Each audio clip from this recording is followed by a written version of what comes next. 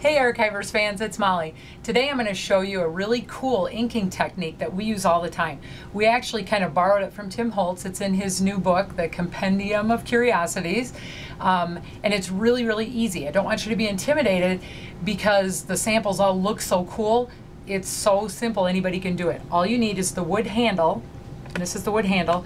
The top of it has Velcro on it, and so you just attach a foam pad right to it. It just sticks to it, and the foam pad is what you're going to put the ink on. It's just as simple as dabbing the ink or swirling it a little bit. Now you don't want to put the ink directly on your project, so you're always going to start off of the project and move on to it and work in a circular motion. And that's the whole trick behind this. That's all there is to it. You're just going to work your way around and you get a really nice subtle edge. I'm going to make it a little bit darker so you can see it on camera, but you can make it as dark or light as you'd like. And that's all there is to it. And I do want to show you why you have to start off the edge. If you've got your foam pad inked up and you start on your project and try and do this, that's what you're going to get. You're going to get the actual line, the outline of this square foam pad, and we don't like that. So it's really important to start off the pad and work your way on. Now this is just a regular piece of cardstock.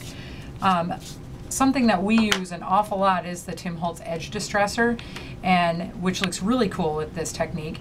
So the edge of this piece has already been distressed, but then you're going to use the same technique. Doesn't matter that the edges are frayed. Start off your project and work your way on and go around the edges, and because they're distressed, they're even going to take a little bit more of the ink and get a little darker, which is really cool.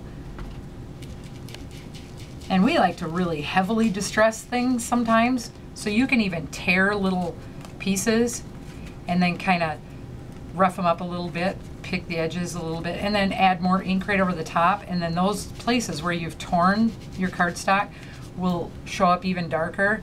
This is very cool. The last thing I want to show you is Basil has cardstock called glazed cardstock, and if you're not familiar with that, it's got a pattern to it, and the pattern has like a coating over it that's kind of clear and glossy. So everywhere that you use your ink, it's only going to stick to the cardstock and not to that glossy pattern. So it's kind of a resist technique. So I'm going to use a different color, and we use this technique so often that we actually have a different handle for every different color, which is really convenient because then you don't have to change your pads out. So I'm going to do the same technique with the green, and I'm going to go around the edge of this tree. You start off your project.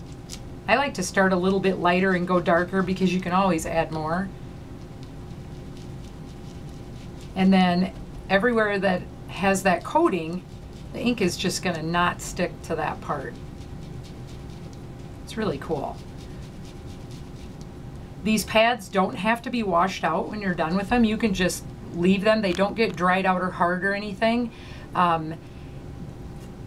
We have a really cool little stand that you can hold these on, which is really nice if you use this technique a lot. So this is what it looks like when it's done. It's really cool. And I've got some samples out in front of me. These are samples from some of our upcoming workshops. We've got our holiday card showcase, and we've got a holiday tag workshop called 10 Little Tags, and we've also got a vintage holiday card workshop, and these are samples from those classes, and they all use this technique. These right up here in the front, all four of these actually use this same exact technique. They're distressed around the edges, and then they're inked. So all of these are using that.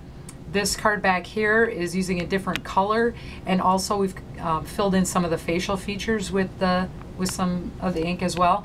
And then this card over here is actually the background is the Basil glazed cardstock, and it has the snowflake pattern, and Angie just used a blue distressed ink over the top of that so you can really see those snowflakes.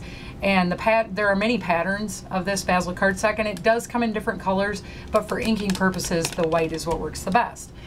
So we really love this technique, and you'll see a lot of it at Archivers, so go home and try it.